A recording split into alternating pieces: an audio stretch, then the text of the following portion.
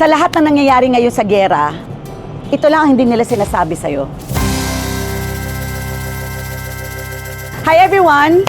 Gusto ko lang mag-share ng quick message, especially sa lahat ng mga nakakaramdam ng worries ngayon dahil sa mga nangyayari sa mundo. Ang dami naman kasi talaga mga balita about war, tension, uncertainty, and honestly, ang dali talagang ma-overwhelm at saka matakot. But let me remind you something very important. Naranasan na natin to before. Naalala mo ba ng pandemic? Di ba bigla rin parang tumigil yung mundo? Lahat nga tayo natakot eh. Lahat tayo nag-aalala. Hindi natin alam kung ano ang mangyayari bukas. Pero awa ng Diyos, nalampasan naman natin lahat yun. Kaya ito din, malalampasan din natin to. Kaya instead of panicking, instead of overthinking, or pag-a-analyze na parang mas nagkikreate pa ng mas maraming fear, huminga muna tayo. Hindi natin control ang lahat ng nangyayari sa mundo.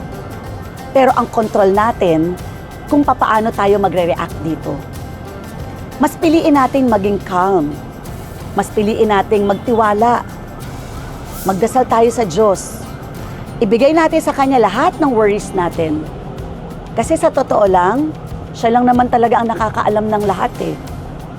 Magtiwala tayo na hindi niya tayo papabayaan. At habang naghihintay tayo, continue living your life. Pumasok ka sa work mo, magnegosyo ka, alagaan mo yung family mo, yung health mo, i-build mo yung dreams mo. Huwag mong hahayaang matitigil ang buhay mo nang dahil lang sa takot. Always remember, may katapusan naman lahat ng to. And one morning, gigising tayo lahat. By God's grace, maayos na. So, stay safe, stay strong, stay faithful, and choose to be productive, not fearful. Life goes on, and so should you.